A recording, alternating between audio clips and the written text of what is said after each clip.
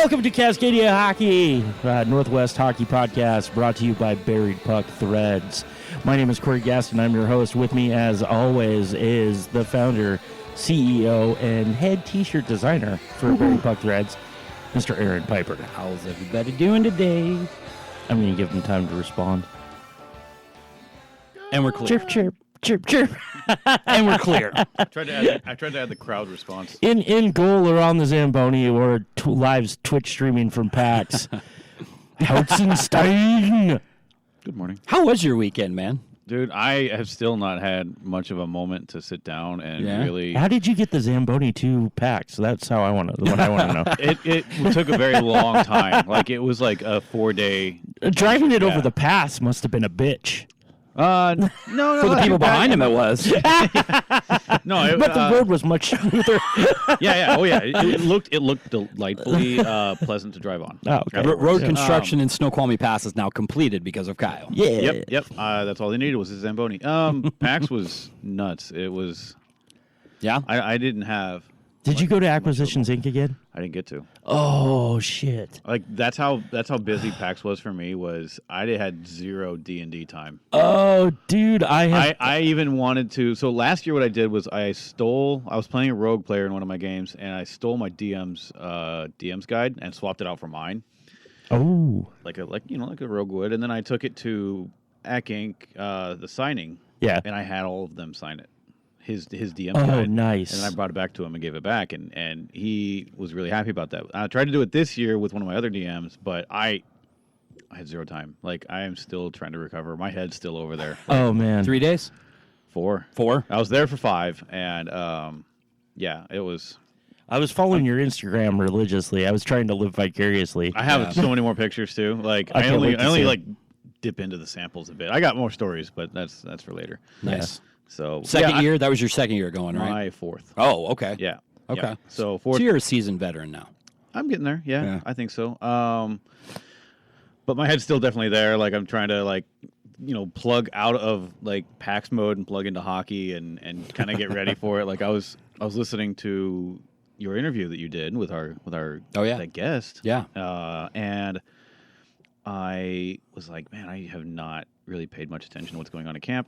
I haven't really paid much attention to what's going on with our new players or anything. Yeah. Like, I skated with a couple of the guys before the rest of them showed up once or twice, and they lit me up like a Christmas tree. Yeah.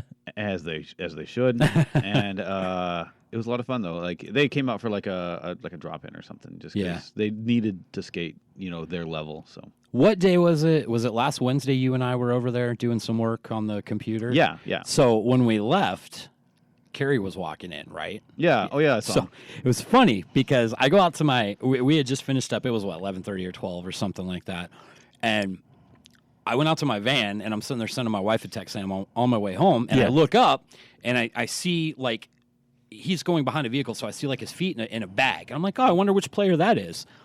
And it was just like surreal. He comes walking around this car, and he kind of glances over at me, puts a banana in his mouth, takes a big bite off of it, and just keeps walking. Like, he was eating a banana when I saw him later on.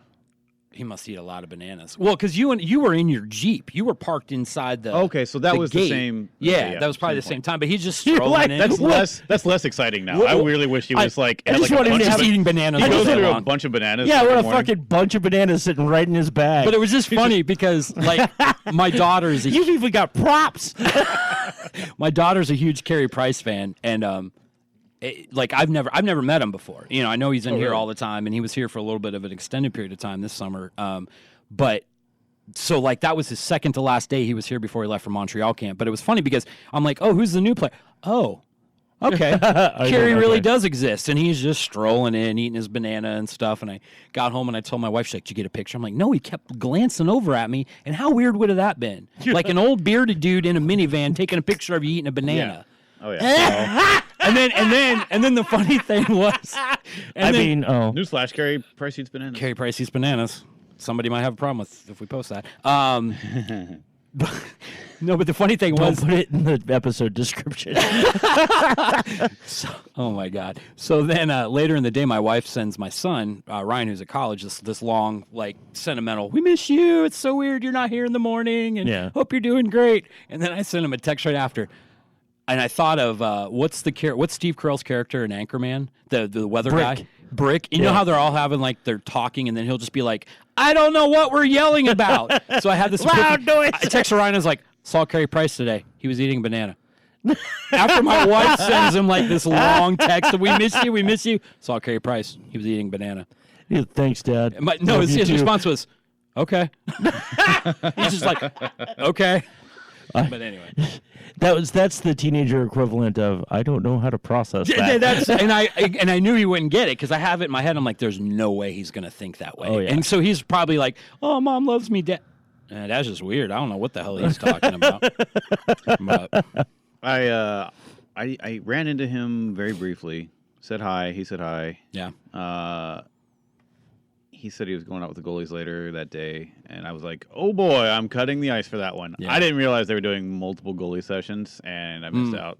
No big deal. That was probably about the time we still had all the goalies around, right? Because after after camp we sent 3 local kids. Wednesday night. Yeah. Wednesday afternoon, he went out with them. And Okay. then later that night, they had another goalie session, but he wasn't there for that. So Thursday, I was over there for something. When I was filming with the boys that morning for the opener video, I noticed his truck was out there again. So he was. I think that was his last day though, because that was the day I saw the tweet. "Thanks for hanging out. think so, yeah. Great luck this season." So I figured he was probably headed off to Montreal at that point. yeah.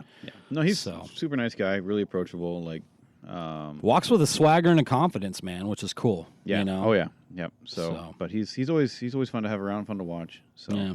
Speaking of other NHLers in the news lately, I'm going to bring it up because I thought it was really interesting. Nate Schmidt. Yeah. 20-game suspension. Kyle, you're our Vegas guy really here, so I'm going to let you take it, and then I've got a couple of opinions about it that I'll share. But So, yeah, a friend of mine said, "Nate Schmidt, huh?" And I hadn't heard about it yet. Yeah. I think it was earlier in the morning, or I just didn't get around to it because it was PAX, and time doesn't exist at PAX. Sure. It just kind of starts and ends Yeah. without you realizing it. And I was... I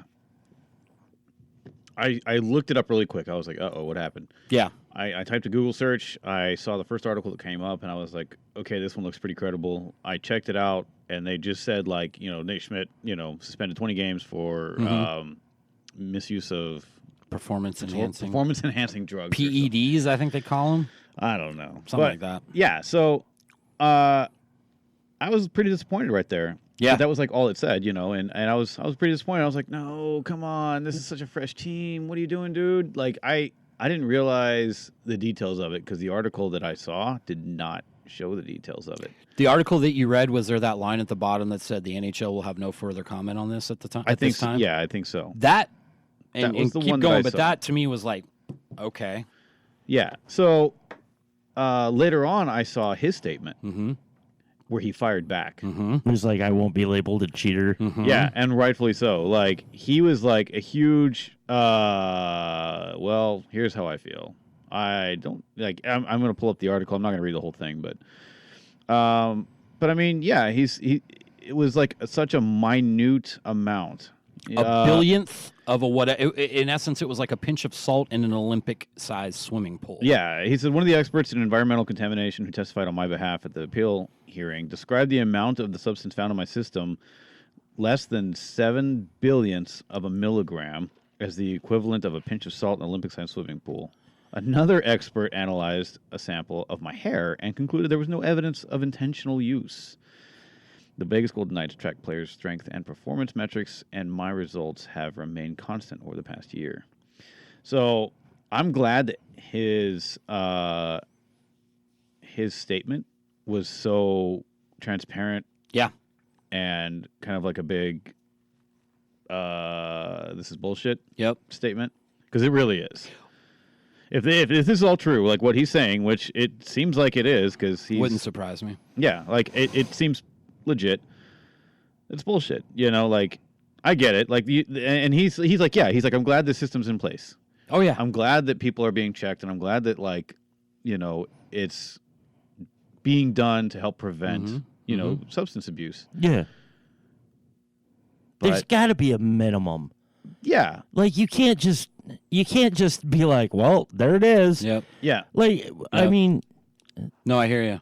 Well, that's ridiculous. He handled it classy. He came out. He didn't bash the league. No. At all. He came out and he said, "Look, I was tested twice last year for this stuff. The Vegas Golden Knights track the progress of every player. You can see that I was consistent all year long. At the end of the day, I realize I'm not playing 20 games to start the season." What I didn't realize was when this broke, they had already gone through the appeal process. Like it was already done. I didn't realize that. Like there was no quiet. chirp of they kept it really quiet for a while. Yeah. But he said I went through the appeal process. I had 2 people on my side, but he never came out and bashed the league. He just pretty much said, I don't agree with this decision, but I'll accept it. He'll abide by it. I'll abide by it. Yeah. And I thought that right there was good because if he would have come out and made a statement, oh my God, the people that want to, kill Vegas as it is, and then add that to it. Because when I first saw that they broke the news, in my head I'm thinking, great. Yeah. Now Vegas cheated to get to where they went to last year and blah, blah, blah. And I'm thinking, first off, that's not the case. Even if one person was pumping up like that with performance-enhancing drugs. But then when I read his statement, I'm thinking, okay. But I felt bad for the guy. Like, he's even got to go through it right now. At first, before I found out, like, the details of it, I was like, what the hell, dude? Disappointed. And now I'm like, okay, now this is a different story. So now we'll see what happens. Do you think Bettman would reverse Rescind that it? or like bring it back a few games? No, I don't. Because, well, first off, the appeal process has already happened. The way I feel about Bettman is the way I feel about any pro sports commissioner. Mm-hmm. Pride. Yeah. Whether you make the right decision or the wrong decision. I think back, I follow football loosely because of my kid. My kid's a big fan, but a couple years ago, the Dallas Cowboys, Ezekiel Elliott went through this whole thing. I recognize the name, yeah. He's this big running back guy for him, and he went through this whole thing where he was accused of domestic violence when he was in college, like the year before he got drafted in the NFL. All those charges were dropped against him, blah, blah, blah, all that shit. But then when he got into the league was like, well, we're going to open our own investigation on this. And it went back, and he was facing a 6-game suspension at the beginning of the year, and it kept going back and forth. They went to federal court of appeals, upheld, then another one overturned, and it went up this whole process till finally he did serve the 6-game suspension. It was upheld. Yeah.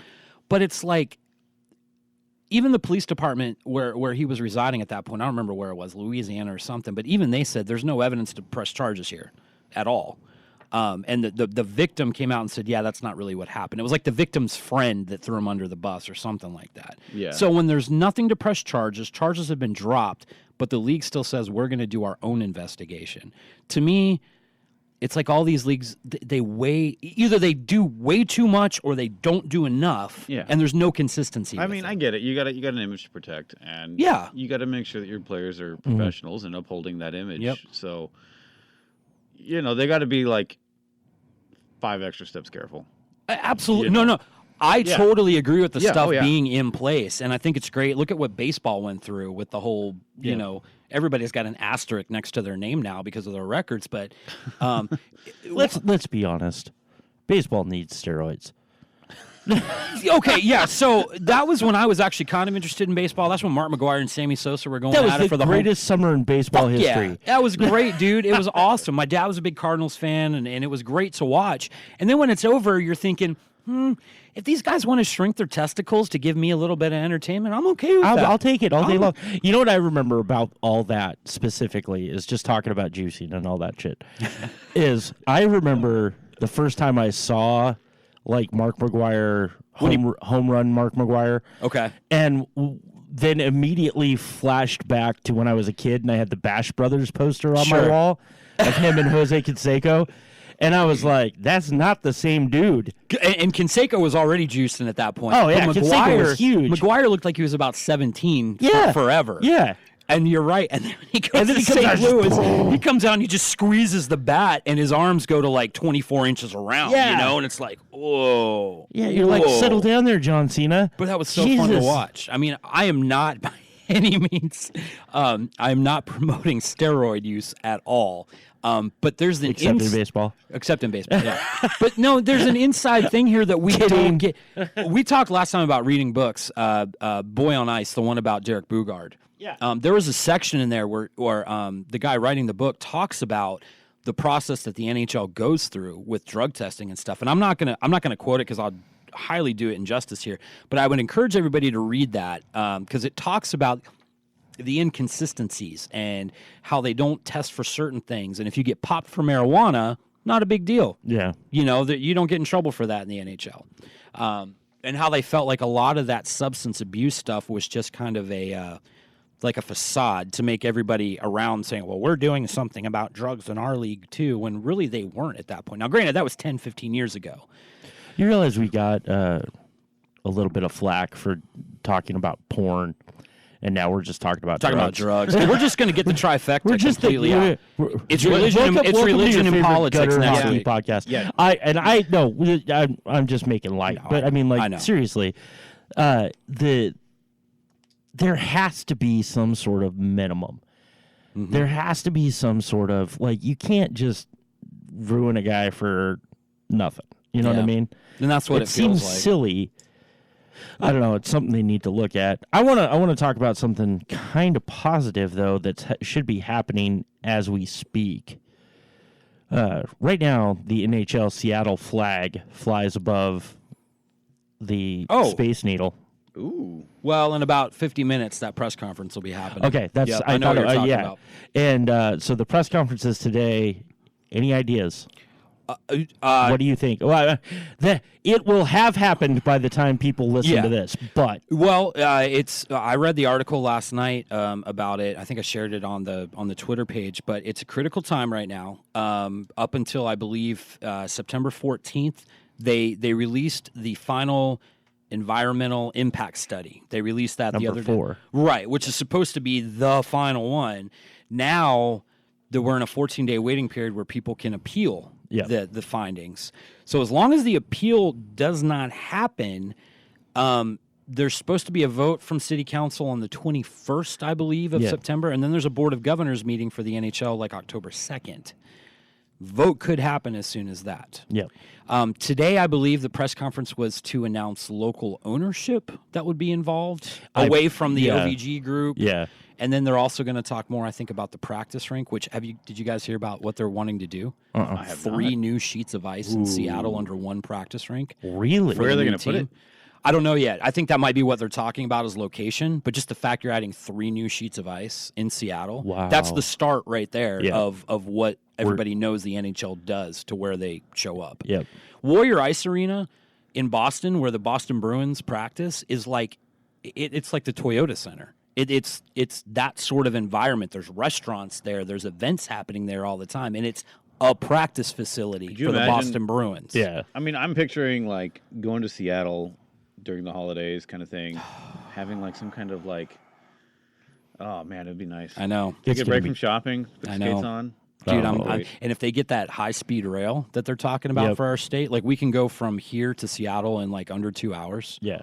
On this high-speed rail system. I mean, I hadn't thought about it. You saying you haven't thought a lot about hockey the last couple of weeks. I hadn't really thought about the NHL to Seattle thing for a while, just because. But here's something I want to add, though. What's that? I was at PAX over the weekend, and I did a lot of walking around. Yeah. There were actually more than I expected NHL to Seattle hats and shirts being worn. That's awesome. And I was excited. I just wanted to like go around and high five them all. Like it was really cool to see that like the presence is there. It's getting there. Well, we knew that when they did the season ticket drive and they sold 10 grand of them in like 12 minutes or something. Yeah, but seeing it, that's another thing. I went to Seattle a few years ago for a concert, and we pulled into town like super early and decided to go poke around Pike Street and stuff.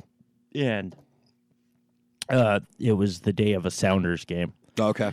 So there were people everywhere in Sounders gear. And I was wearing a T-shirt that had the old school Sonics logo on it. Okay. But underneath it, it just says robbed. Okay.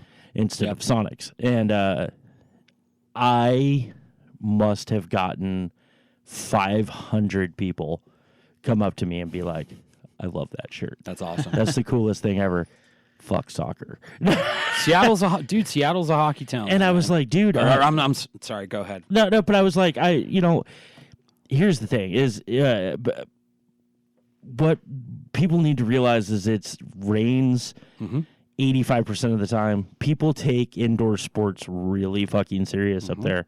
It's time for hockey to be there. Besides the Thunderbirds, and I mean honestly, no, They're 20 minutes south, though. I mean, right, but the Kent Thunderbirds. Yeah, exactly. Yeah. But honestly, dude, there's still a shit ton of support for the Thunderbirds. Oh, yeah. Absolutely. I've been to a lot of those games. They're fun to go amazing. to. Yeah. Well, and don't forget Everett, half an hour north. Yeah. Silvertips. You've got a lot of hockey around there. And that's a pretty fun arena to go to too. See, I haven't made it to Everett yet. I really want to go to a game there. I didn't go until last season, and I really Nice enjoyed facility, it. right? Oh, It's yeah. right downtown, isn't it? Like literally, that's like this and a parking garage right in the heart of downtown Everett. Yeah. It's really cool. I really enjoyed it. It's a big arena. There's a lot going on. I'm not sure the whole thing. What is the thing that they do? There's kind of like a chant that they do, and I can't remember what it is. But yeah, I saw it on the live. I don't know. I thought it was cool though. Like they put on a good show. Yeah, which is great. That's what you need. Yep. Here's something kind of cool. We were talking about Wenatchee. Mm-hmm. Shout out to Wenatchee Wild. They started following us on Instagram, which was kind of cool. But the wife and I, the other day, were talking about what do we want to do for our anniversary. So our anniversary is like smack dab in the middle of December 14th, which, December is just crazy. So I was, for some reason, I was on the Wenatchee Wild webpage, and they have a game on December 14th, a Friday night. And I looked at the wife, and I said, how would you feel about going to Wenatchee? Because they also have that public market there, too, that I want to go check out, the Pybus Market or whatever. And I was like, how would you feel about going to a game, staying up there, hanging out in Wenatchee? She's like, yeah. And I just looked at her. I'm like, oh, my God. You are willing to go on our anniversary to go watch a Junior A hockey game 2 hours away. Yeah. And she was like, yeah. I'm like, I love you so much. Well, and then you're like a 10-minute drive from Leavenworth and just go get your Bavarian on the next day. Which I don't know if we will, because those weekends when they do the tree lighting or whatever it gets hellacious up there. God, it's beautiful, but oh my goodness, I don't know if we'll go. But I thought that was kind of cool. So shout out to have you made it up there for that? The Leavenworth? Yeah. No. I went to the Vancouver Christmas market last year. Yeah. And that was awesome because I spent 2 years in Germany going to as many Christmas markets as I possibly could manage. Yeah. And every single one was like amazing. It had its own incredible atmosphere. And then Vancouver replicated it very well. It was just more expensive. Sure. My dad's been to a couple of those over in Germany for the Christmas markets. He said they're just amazing. So, and that's what I love about the wintertime in general. Like, I'm a big winter person. Oh, yeah. I got my birthday, Christmas, it's a good time of the year. It's hockey season, and I think like the holidays in general are just a fun time for hockey as well. Just the whole atmosphere, like no matter where you are in the world, like hockey, like is just, I don't know. It's my favorite time of the year. Oh, I'm with you, man. I know a lot of people don't, whatever you believe in, whatever you celebrate, there's just something about that time from like Thanksgiving to New Year's where everything just seems to be okay in the world, and you think more about other people. It's by far my favorite time of the year. I love spoiling my kids. I love, Towards mid-January, I'm fucking over it, though. Oh, yeah. Oh, by like a couple days after New Year's, I'm like, okay, I'm done. My kids get excited about Valentine's Day. And I'm like, really? I had a great aunt that used to keep the lights up until Valentine's Day. Oh, yeah. She put the Christmas tree up on New Year's Eve and then leave it up till Valentine's Day. Oh, man. Jesus. Yeah, it was really weird. So, like, where I played in Germany, though, it was such a fun time because it was an outdoor rink. That was our home rink.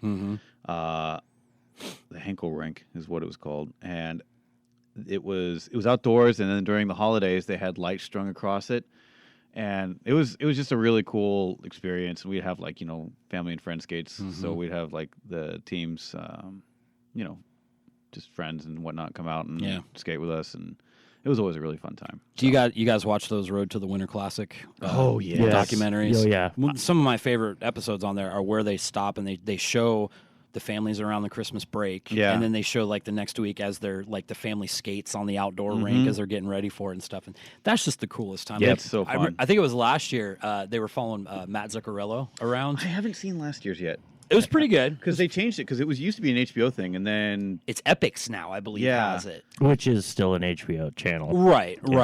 But it HBO had it, and I believe it's on like its third network now or whatever that's showing it. But they had a Zuccarello last year with his brother in town, and he's like, this is the first Christmas I've been on my own, and we're trying to figure out what kind of tree to buy. And he goes to like this little market in the corner in downtown New York. He gets like this 4-foot tree. He brings it. He's like, I'm not very good at this decorating stuff, but hey, we got a Christmas tree. So, it was really cool. And you're just like, that's awesome, man. You're watching like, in the city and all that. Anyway, we're reminiscing a lot here and looking forward to. I really am. I love the holidays. We'll talk more about how excited we are. Kennewick sets up their outdoor rink around the holidays. Yep. I have not been to that yet. I haven't either, and from the pictures I've seen, it's really small. But we could still do like a buried puck thread. Absolutely. Kennewick. Well, I was gonna say, downtown Kennewick does a really good job around the holidays. Yeah, and it's got that small town downtown feel to Oh it. yeah, yeah. And Foodie's brick and mortars down there. Yeah. So Oh yeah, I love that place. they're opening a second location in the Parkway right over here. So, No. Yeah, I will. Yes. Yeah. I The old really Paper love that Street. place. The old Oh, Paper really? Street Brewery, where they were, that will be the new Foodie's brick and mortar. No Which shit. was which used to be the Bookworm. Wasn't it next door to the Bookworm? No. No, that was it, huh? Yeah. Okay. Bookworm still has a place, right, in Kennewick? Yeah. Yeah. Yeah. They're over by they're next to the Get Air and the thrift shop. Oh, and the liquor store? Yeah. That's what I always remember, is a liquor store there. For obvious reasons. Hey, look, drugs and alcohol. We covered it all this week. Nailed it. Yeah. Maybe we should handle the next addiction, Fortnite. Yeah, so, okay, real quick. Yeah, before we go into our special guest this week, which was fun. Well, I wanted to segue into that by talking about when we were talking about PAX. It seemed like a logical step to go into To the Fortnite. Fortnite thing. Yeah, we're going around the scenic route here, but so, and I don't remember exactly, and I think you guys saw it too, but there was some report, saw it on Twitter, that supposedly the NHL has reached out to Canadian Hockey League teams and told them to advise their players to be very careful what they're posting on social media about their Fortnite habits, because supposedly Fortnite is the new addiction among It people. hasn't really been a new thing. Like Right. it's rapidly growing. Yeah. And I think right now it's the most successful game ever. ever. Like it's free. Free Yeah. in-app purchases or whatever, Yeah, right? yeah, Or yeah. in-game, but Oh, we've spent more than our fair share of money on that game. I don't know. It's hard because it's like there is such a draw and an appeal to that. Like the buying stuff in that game does nothing for like It doesn't improve add to your anything. It's skill. all aesthetic. It's all Really? aesthetics. Yeah. And people eat it up, and I'm guilty of that too. But like everybody's playing it. Everybody. Like I have never played it. But Well- all 5 of my children have. So. of course I exaggerate when I say everybody, but like Yeah. it's really big in the hockey community too. Like Yeah. I've seen, I'm not gonna say who, but I mean I might have played with a couple different boys, and then Look at the on-ice celebrations during the playoffs last Oh year. yeah. Were Yeah. they flossing? No, it was the... Oh, that one. Yeah, I Yeah. didn't see any flossing on the ice, but... Yeah. So, but yeah, there's a lot of players, and then I was just reading something on one of the Vancouver Canucks players, and Complete Hockey News, which is mostly my source for hockey stuff. They said this player's been working on his game over the summer, and he's like, I play a lot of Fortnite, which I thought was pretty funny. And then we had that. I don't remember who it was. I don't think a name ever came out, No, or it the never did. organization No, it never did. specifically didn't Right. come out. I from what I understand, it might have been a U.S. division. And it was a very high prospect. Yes, I do know that. And his opportunities in hockey were diminishing because of his devotion to Fortnite. Yep. Really? Yes. Yes. Like he was playing it so much that his hockey career was starting to suffer. Wow. Somebody had asked me, they speculated, was it one of the Americans' top prospects, like the top prospects? And this was like I think it was last summer they had asked me that. It was toward the end of last season. Yeah, and somebody this was going straight up said to me, have you heard anything about this person? And I was like, no. I said, but it would surprise me because he's usually first to the rink, last to leave, very much a leader on the team. I don't think it's him. And that was the Yeah. only time I got asked about that. But then there was speculation it was a high prospect for the Winterhawks. Yeah. And I forget who else came up. Then somebody had speculated it might be somebody on Victoria one of their top prospects. Right. It went around a lot, but it was kind of like it was centered around Cascadia. Nobody was really talking Central Division or East Division. It was Cascadia area. So. Well, I mean, bottom line is, just moderation. Yeah. I love the game too. Mm-hmm. I love the game too. I do, but I have to take breaks. Like I can't keep playing it all the time. So that's what I try to teach. If you're an up and coming hockey player, be careful. Maybe not one more tilt drop. Maybe yeah. Did I share with you guys the Joel McHale story about Fortnite? Mm-mm. I don't think so you know who Joel McHale is from Community and Talk Soup and all that. So he was on Seth Meyers the other night, and this was really, really funny to me because basically he's on and he's like, Seth Meyers is like, hey man, I want to congratulate you on like 22 years of marriage today. Wow. And he's like, yeah, it's my anniversary, blah, blah, blah, blah. And he's like, you've got a couple of kids. He's like, what did your kids think about, your acting career and you were on X-Files and all this? And he's like, well, they don't really give care. A shit at all. He's like, if it's not Fortnite, they don't care. and he's like, Seth Meyers starts asking him about Fortnite. And so he launches into this thing. So I call my kids in from the other room. I'm like, hey guys, come here. This guy's talking about Fortnite. They're 6 and 7. They love it. Yeah. And so they sit down and they're watching it. And basically he was talking about how he played and he got invited to this tournament. Mm-hmm. It was like a celebrity plus, like a pro-am. Yeah.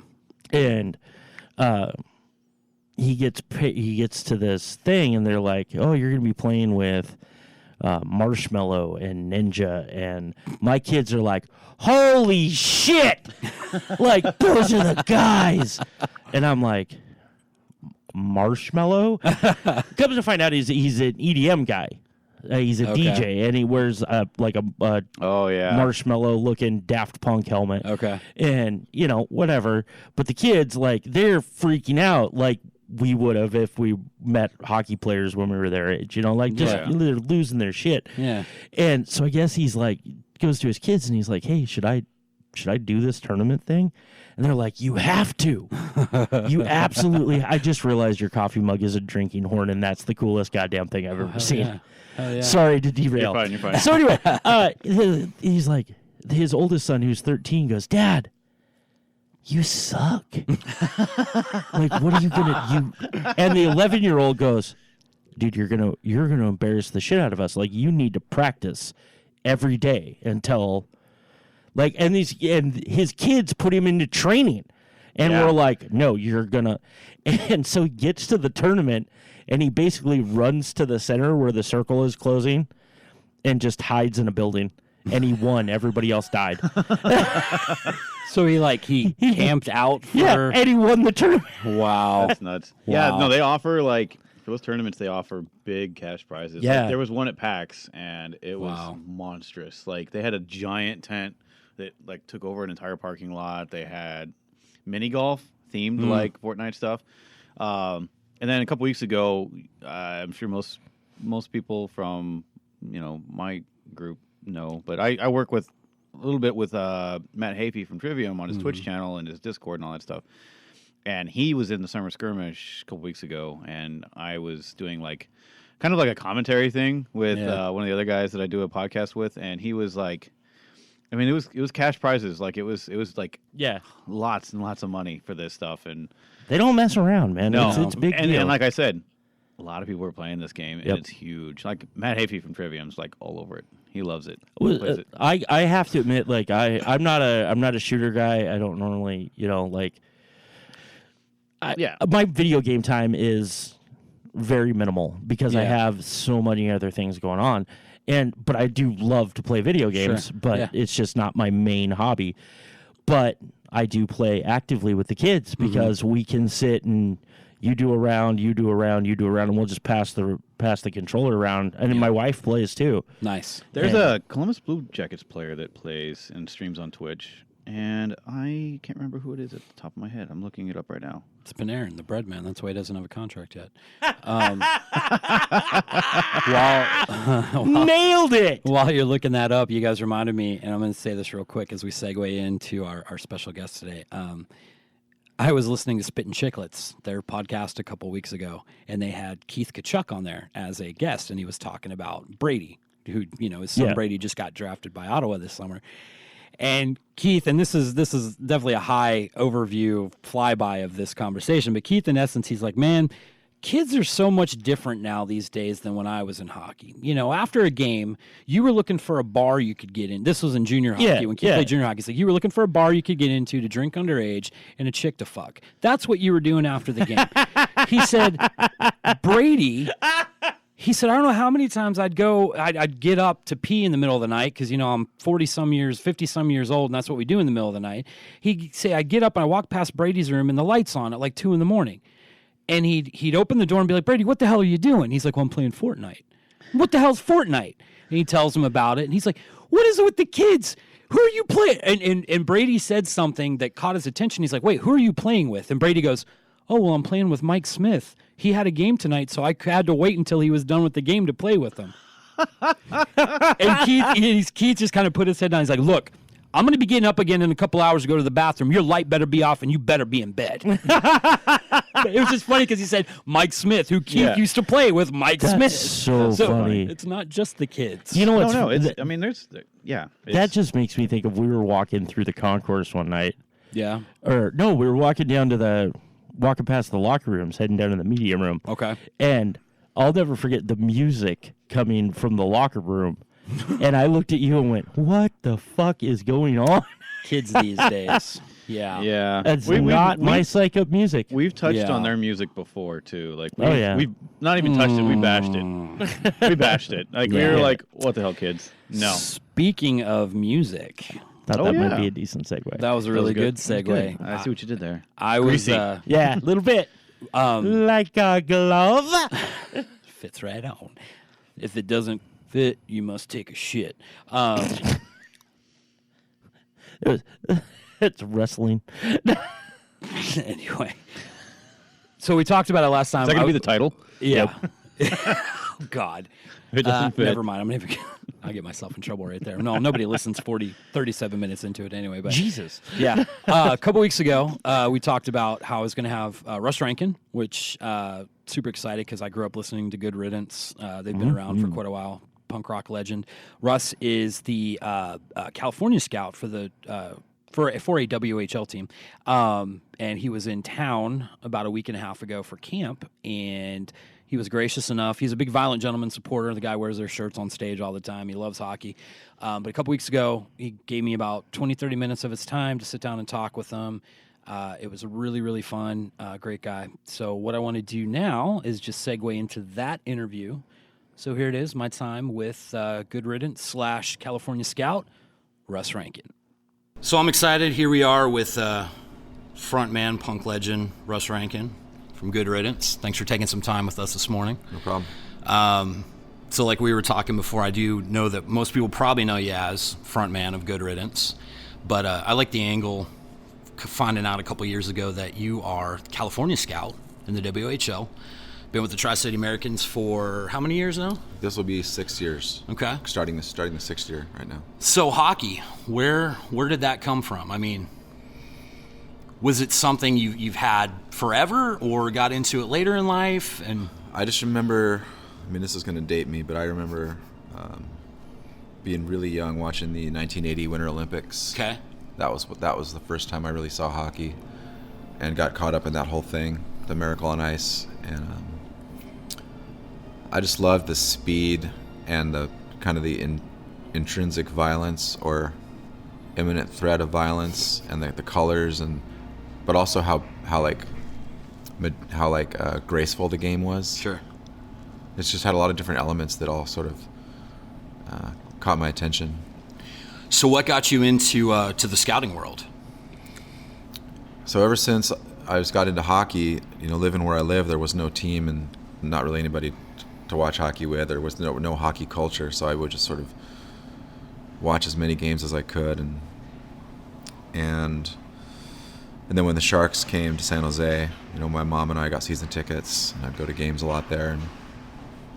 And then pretty soon all my friends were like, man, you know way too much about hockey. Like no one understands what you're saying. Like, you should go work in hockey. And that sounded like a good idea, but I didn't know what to do. And then I remember there was an online course, Sports Management Worldwide, and I decided to do that around 2005 or 2006 maybe. It was a course to be a general manager / scout. And it was pretty intensive, and basically what it ended up with was me figuring that I could probably do this. And ironically, one of the parts of the course was an online, every Sunday you'd get online with everybody else who was going through the class during that cycle. We had little headsets, and we'd get online and chat live with an actual scout. Oh, wow. Who worked for the ISS, International Scouting Service. And that scout ended up being Dino Caputo, who's our Lethbridge scout here. So it's pretty funny, like all these years later, to be on the same staff as him. Yeah. And that was really cool. We could ask him questions. And so that was done, and I was fortunate enough to have made a couple friends in hockey, and just through the band, like some guys were fans of the band. And then one of those guys, I was like, hey man, I want to get into scouting. What should I do? And I was fortunate because he was part of the ownership group of the Kootenai Ice at the time. And also around 2006, mid-2000s, California players were starting to make a little bit of a dent in the Western Hockey League, kind of sort of nomadically, like finding their way up to the Western Hockey League. And so this guy, my friend, talked to the GM of the Kootenai Ice and said, hey, I got a buddy, he lives in California. I think he knows what he's talking about. I think he could be a good set of eyes for you guys. What do you think? And that worked out because it saved them having to send somebody down. And so that was my first break. Jeff Chenouth, who was at that time the GM of the Kootenai Ice, I owe him a huge debt of gratitude because he gave me a shot. Like I had no hockey background really. I was not from a hockey area, and he gave me my first job and took me in. That's really cool. And so I started doing that and just kept learning and networking, and then as I would watch players, Kootenai never drafted the players from my area, but other teams did. Players that I would identify, it's bittersweet because I want them to be on the team I work for. Sure. But it's nice to know that, like, okay, I wasn't wrong about that guy. You were talking about somebody like Brian Williams before. Yeah. That was when you were with Kootenai, right? Yeah. Yeah. But I would go watch that team play, and it was they just killed everybody. Like Eric Comrie was their goalie, who ended up playing here. Sure. And I couldn't even tell if he was any good because he never saw any shots. He ended up being pretty good. Yeah. Yeah, good chance he might be backing up Hellebuck this year in Winnipeg. So somebody was talking about that. He's got a lot of goalies ahead of him. It's going to be tough for him. Comrie was a fun one to watch. Our last game here was that game 4 against Kelowna we were talking about, where he faced 66 shots or 70 shots in a single overtime game. Yeah. Stopped 65 of them. So, Yep. So with Tri-City now, who's some of the players that have come through this year that you maybe have scouted or that you've watched and you've been impressed with in camp the last couple of days? Well, I only see the California guys, so Okay. I'm always happy. I like coming to camp to see like in our case now the other O2s and O3s from Canada that I haven't really seen. Guys like Landon Roberts, Parker Bell, Carson Haynes, Cola Rock, some of these players. Sure. I've been impressed with them at camp, and Tyson Greenway. I'm really excited to see Tyson Greenway, actually. So like the future's bright, and it's a credit to our staff. But it's pretty cool. Like I know these California guys are here. I've seen them a million times. So I'm just happy that they're who I thought they were, and they're showing up and they're getting attention, they're getting noticed, and so I did my job. But then I get a chance to see the hard work that the rest of our staff has put in, especially with the later round guys. So being able to identify players and project, it's really, really hard to do. And so seeing them here, especially now that we have a mixed camp, seeing them play with and against veteran players and having them not look out of place. That's a credit to us, I think. Sure. Well, and Bob does scouting's 90% of what he does most of the year. Yeah. So you started with Kootenai, came to Tri-City.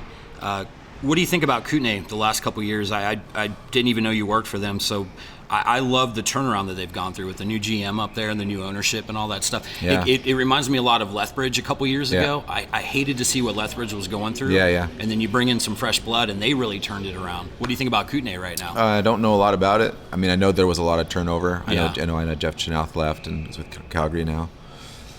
Yeah. It doesn't hurt to get that Krebs kid. Yeah. He's a good player. We got to see his brother a lot here for a few years, and he's a good player. Sasha Mutala, what do you think about him? It's funny because I remember his first camp, and I mean he was our first round pick, and he played that way. But I haven't really seen him because I wasn't at camp last year because Good Riddance had a show and I couldn't make it. And he just looks so good. I mean and this is his draft year, so hopefully he's gearing up to have a good go. Had a good summer with Team Canada. And last year, too, watching him, in the Holinka Cup, I think it was, he had a couple of goals in the gold medal I don't game. want to talk about the Holinka Cup. Especially the semifinal game, right? I'm with you there. When time expires, usually that means you can't score after that. But anyway. But no, it was fun to watch him last year because it didn't matter what line you put him on, whether he was playing fourth line or whether he was playing top line with Razzie. Yeah. He flourished wherever he was. So there's a lot of talent in this team right now. So we were talking earlier, you're a big Devils fan, I'm a big Flyers fan. I wanted to ask you, though, because last year with both of those teams, I really felt like both of them overachieved. Last year, they're on a good path. I mean, Taylor Hall obviously comes in there and just tears it up. Yep. What was your take on it last year with the Devils? Definitely. I knew they were going young, and I knew that was that time, and I was just hoping it would be fun to watch. Yeah. I did not expect playoffs. I just didn't want the patched together, like washed up veteran mess that had been the Devils the last few years. Sure. And so I was really excited. They got off to that good start, and that just kept them going. Yeah. And I didn't expect Keith Kincaid to play the way he did down the stretch. It was great. And of course, it was fun. And of course, Taylor Hall. I mean, you put him in a new city. He needed that change of scenery, and man, he really flourished. Yeah, he needs some help. I mean, but I thought Heisha had a really good rookie year, and I think he's going to be a tremendous player when he gets a little bit stronger. And I like Kyle Palmieri, and I like Jesper Bratt. So yeah, I mean, and there's a couple players knocking on the door, like Quenneville and Mike McLeod up front.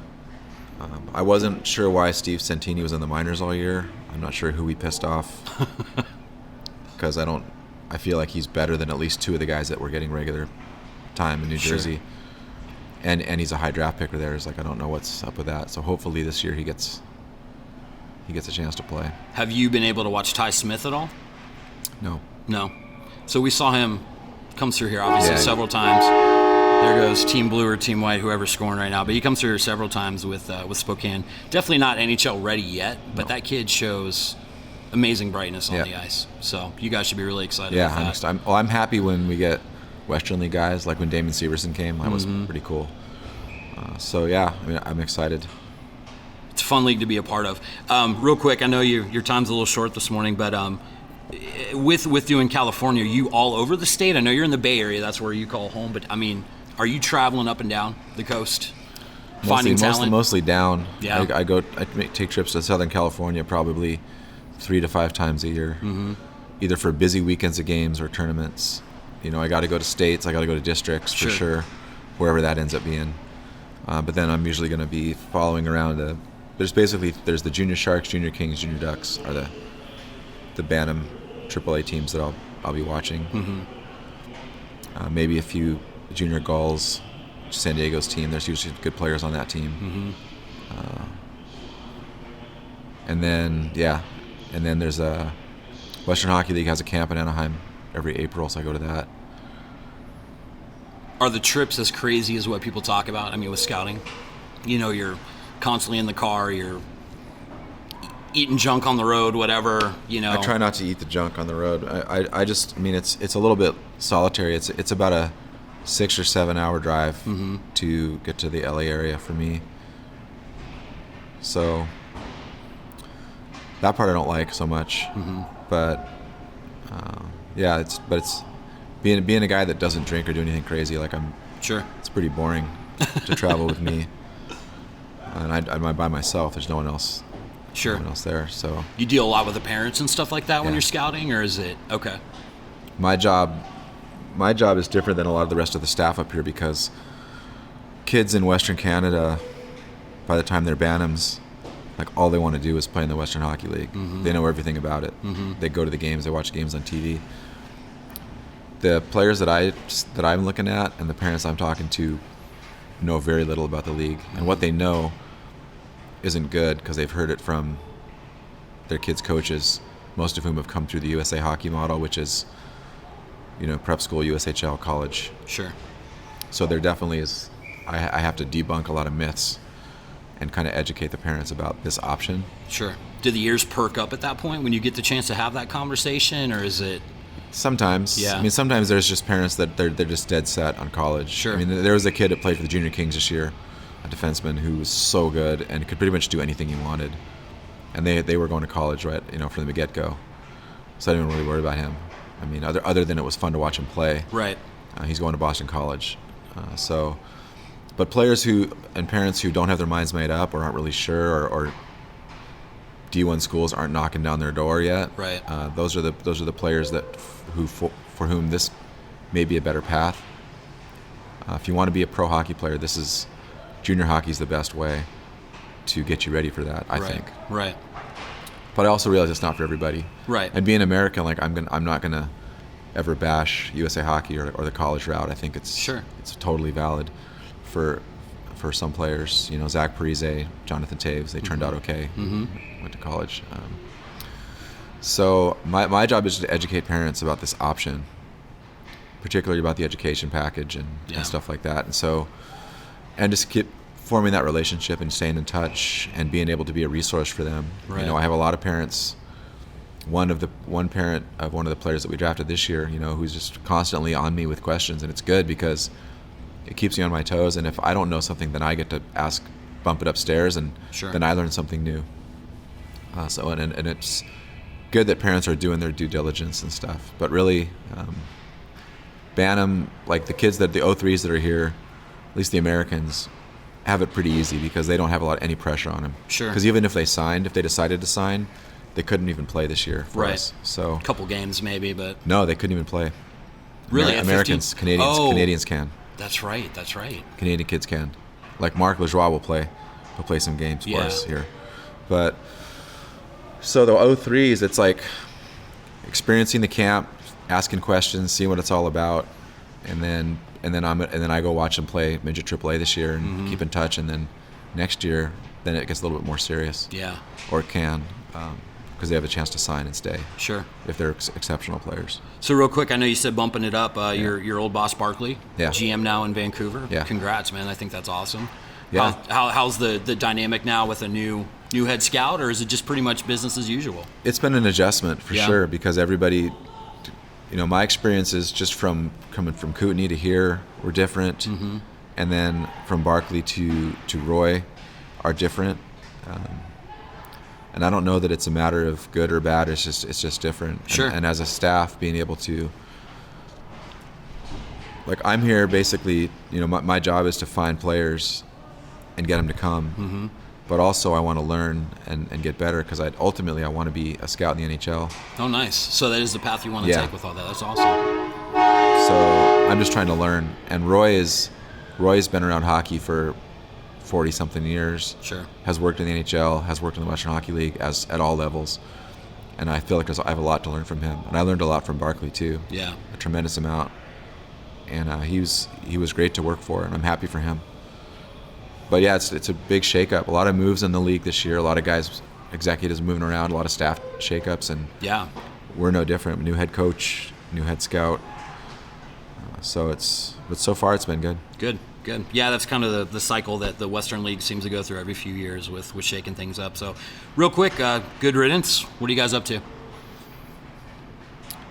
We're kicking around new stuff. Start trying to write some new songs. We're playing a couple California dates early September, and then we're playing Music for Cancer Festival in Quebec. Nice. The next month also, and a show in Toronto, Awesome. like a club show. And then we have probably some East Coast, Eastern U.S. stuff in November, I think. Do you guys officially, are you still touring now, or is it more just kind of the bigger shows? And Well, touring is for us now like weekends or like maybe 10 days max. Sure. Otherwise, guys get divorced and fired these days. Right. So we just pick our spots, and if something sounds fun and we can afford to be away from our jobs for it, we usually jump at it. Nice.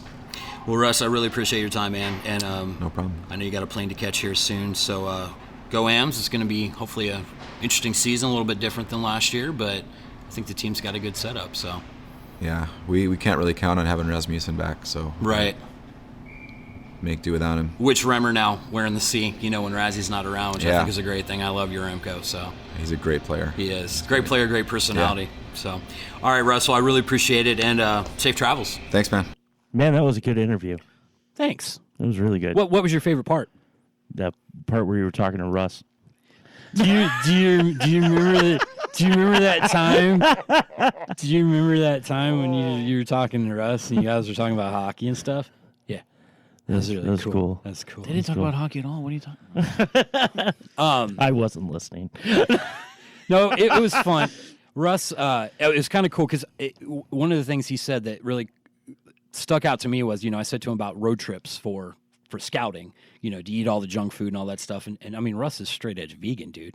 How do you survive as a straight edge vegan on the road for, going Right. to bantam hockey tournaments and all that kind of stuff? But he seems to. He's made it this far. Yeah, he's done pretty well with it. And then the other thing too is he talked about educating the parents. Like Yeah. I never thought of that. Like he says he fights a lot to show people that WHL is a good route to go. He said he fights a lot with the NCAA crowd, with kids that they want to go to college. Because in the U.S., it's all U.S. players he's scouting. People up in Canada all know about the WHL and what it can provide. Right. But he said he's constantly having to educate parents and stuff like that. So, Well, and I mean, I can get that. Sure. But I don't Yeah. know why you'd go the other way personally. Right. But I mean, I do know, but yeah. I mean, it's to each his own. Yeah. Some people that definitely works. And then the other cool part too was I didn't even have to ask him, but he mentioned like he wants to be an NHL scout. Which is once again I think about Russ Rankin, I think about Good Riddance. Yeah. Punk rock and Yeah. all this, and he wants to be a scout in the well, NHL. it's, you know That's what's awesome. you know what's funny Yeah. about that is I'm sitting across from a guy who's got a Misfits tattoo on his arm. We have said from the outset.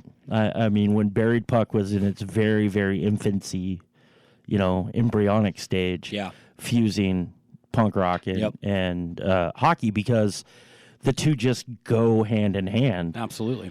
And so it's cool to see that it's not just us thinking that way. Right. That it's that's where it's at. Punk and hockey go together. Didn't they have some of the kind of like more mainstream punk bands, punk rock, I guess, pop rock? I don't know what you even call them. Doing like the Winter Classics. Like Yeah. I think Green Day was doing one of them, didn't they? And then Dropkick did one. I know for Dropkick sure. did Dropkick the did year one. Boston play. Yeah. Yep. That one in Boston. I feel like maybe Fallout Boy or somebody did one recently.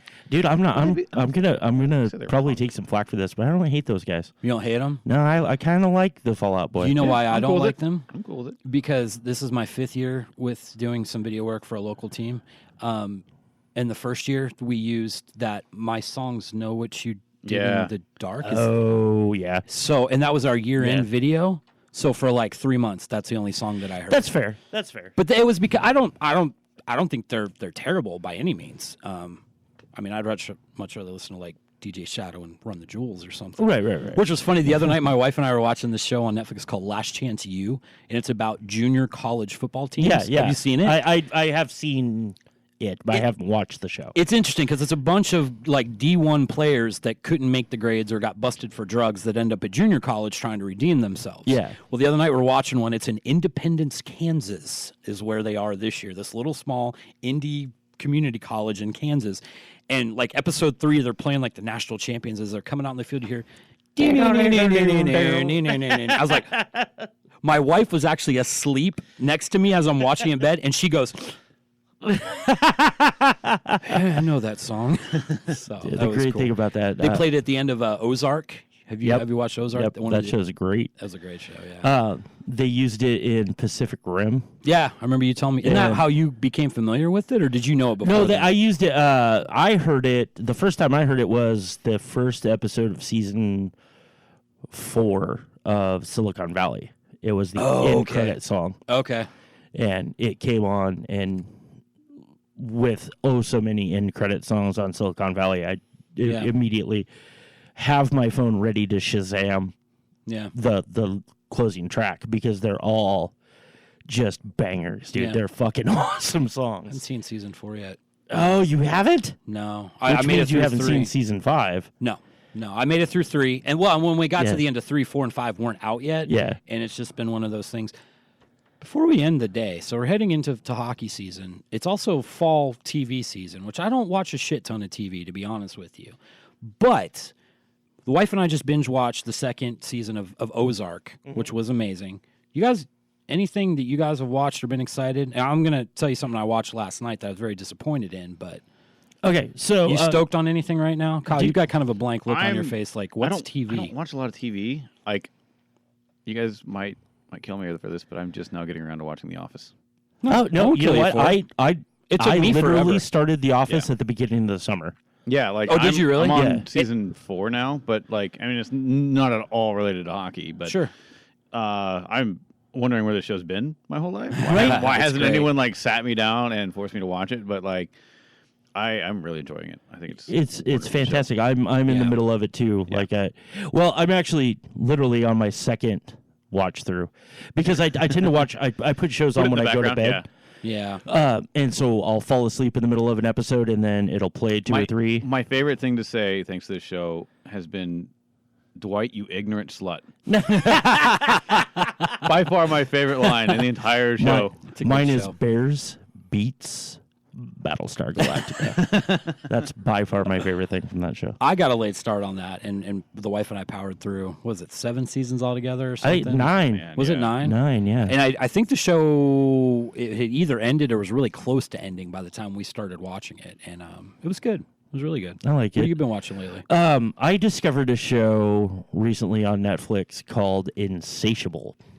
I've heard about it. I haven't seen it. It is, well, Insatiable? It's a fucking soap opera. I'm not even gonna lie. Oh. I started watching it and I didn't expect that. That's not how it was sold to me. And it was a really weird premise. And I'll tell you the God's honest truth. The only reason I started watching it was because one of the main characters looks exactly like John Ritter. Okay. The guy just reminded me of John Ritter. Wasn't his son, was it? No. Well, his son doesn't even He doesn't look anything like him. No. But this guy looked just like John Ritter. He kind of has a John Ritter presence about him. And so that intrigued me. The show is about a heavyset girl who, spends her life pretty much getting bullied for being fat. Okay. And, and then the John Ritter guy, his name is Dallas Roberts Okay. in real life. But Sounds familiar. he plays a lawyer who, in his spare time, is a pageant coach. Okay. Okay, like beauty pageants. Okay. Basically, and he sends a guy, or he's coaching this girl. She loses. Her mom runs up on stage and says, "He diddled my daughter." Oh God. Not even remotely true. Just accusations, and it trashes his whole life. And so he's now like his law firm, which is his family's law firm. Wow. They won't give him cases. Like all this, his life just goes to shit. So anyway, the fat girl goes to, and please don't take that negatively. I'm a fan of the thickness. So Yeah. this heavyset girl, she goes to the convenience store one night to get some candy bars. Comes out, and this homeless guy comes up and he's like, "Give me $20." And she's like, "No." And he's like, "Then give me that candy bar. You don't need it." Oh God. And she's like, "What the hell?" So she socks him.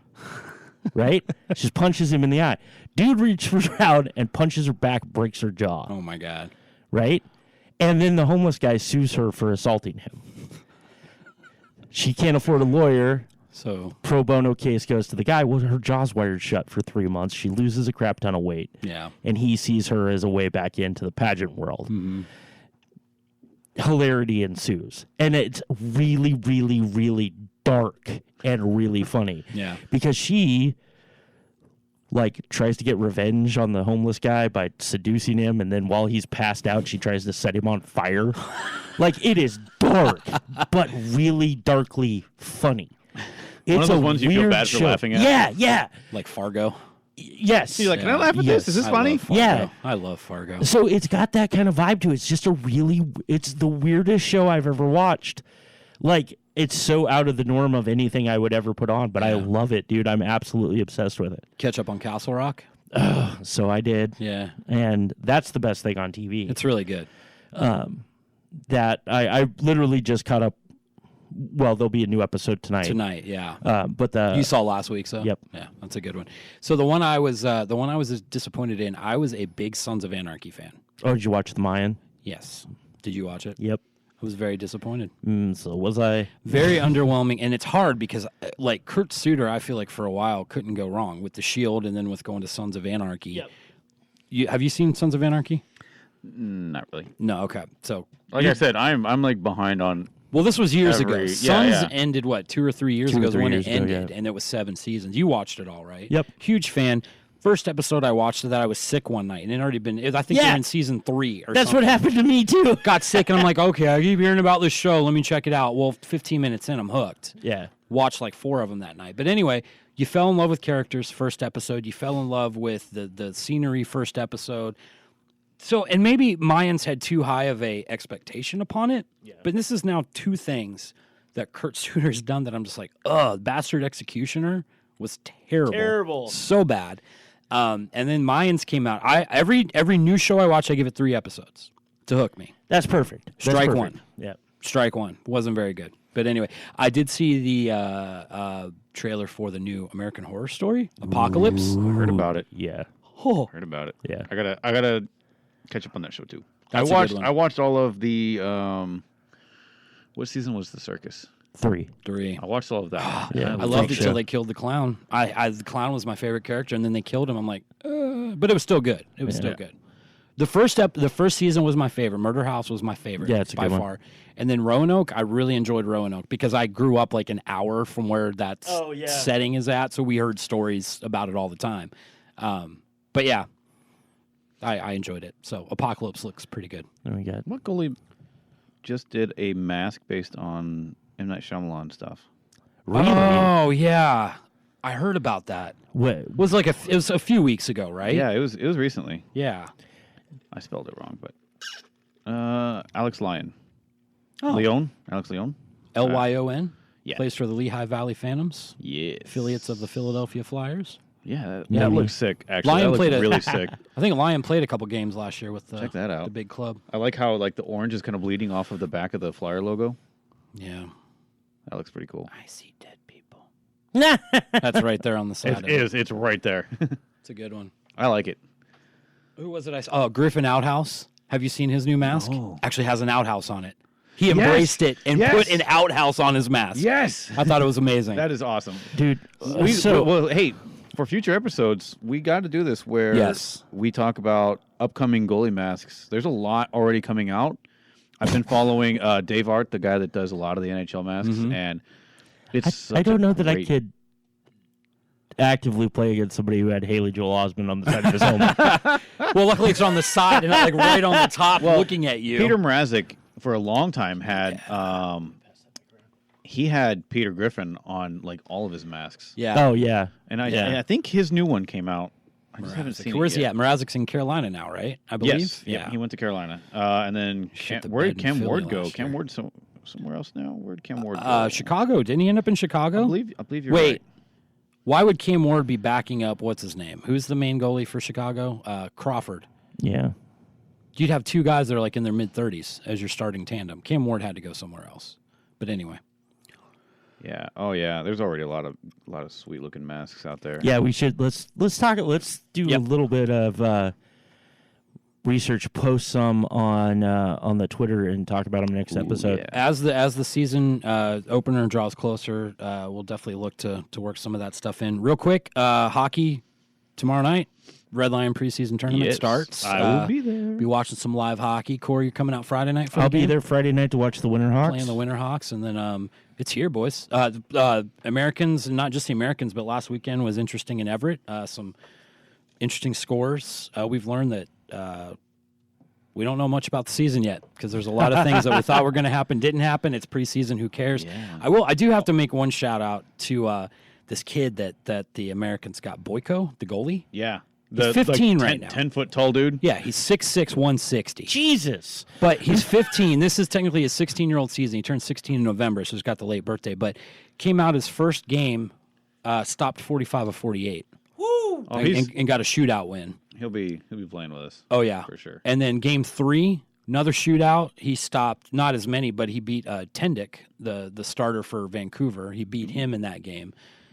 No, don't. Yeah. Stay on the rails. We're almost done here. We'll talk more about Tendick later. Next episode. That'll be the secret episode for all you Patreon people, which we don't have yet. But anyway, so some really exciting stuff. I love it when it's this early on. Spokane beat Portland like 7-1 in one of those games. Yeah. With Cody Glass in the lineup, I believe. But anyway, not really much to talk about with the Razzie Watch. I saw he posted a picture. He's been training all summer. He was with Parker Wotherspoon, actually, doing some training. And I believe, last thing I heard, Razzie's in around Detroit right now training with a few people. Yeah, I saw he did a post on socials. I think it was actually even Instagram. Yeah. A medium he doesn't use that often. Right. And it was from like a hotel room in Detroit. Yeah. So he's in Detroit for sure. And then I think Traverse City's this weekend, isn't it? That tournament. So, yeah. And then I think Bob put out a tweet about all of the prospects going off to their respective camps. So who's this new import kid that came in? Chris from Czech? Yeah, he's like at NHL camp. Is he? Yeah. Because that was on that list that was tweeted out the other day by Mr. Torrey. Christoph Robel or something like that was his name. But anyway, there's been a lot of talk. I don't know a whole lot about him. And then the tweet that went out was, good luck to all the Americans that are at NHL Prospects Camp right now. And this kid's on there. Oh. So I see why people are excited about him. Indeed. What else do we got coming up? Anything? You know what? The order has been placed for our first new design with the Tri-City Hockey Club. I don't know if I've made it clear. I'm just going to take just a quick second here. What we're doing with that, because honestly, we're in a small area here. Mm-hmm. You know, this is not the biggest market to tap into, but I want Buried Puck. I want Buried Puck to put its money where its mouth is and support local hockey. Yep. And that's our local team. That's part of a local organization we have here, and we'll grow with that. So the order has been placed. We've got shirts, hoodies, and stickers coming with our Tri-City Hockey Club design, which is on the Instagram page. The 509. Yep, the 509 one. Still trying to decide where we're going to go next. We'll talk amongst ourselves and see how the fans react to it. I sent a package to our boy over in Ireland, which, it's going to take like 3 weeks to get there, but he's going to rock that and stuff. But it's been my Facebook cover photo. I saw that. That was awesome. Up until last night, which I found one that I had to put up. Did you happen to see that? I didn't see that one. So you've seen the Kaepernick ad? Oh yeah. So it's you have to give all, sacrifice everything. Sure. I found one where somebody had done it with a black and white photo of Thanos with the gauntlet. Yeah, I did see it. And it says, you have to sacrifice half of everything. That's awesome. That was good. So, but that's where Buried Puck is. We're rolling through those designs and everything right now. We'll see what's next. But once again, support local hockey. That's the big thing we're pushing for this year, and we'll continue to push. We've got events coming.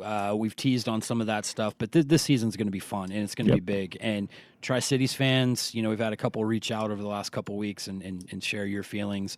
My response to all you guys is we love you. Thanks for reaching out. Now let's do something about it.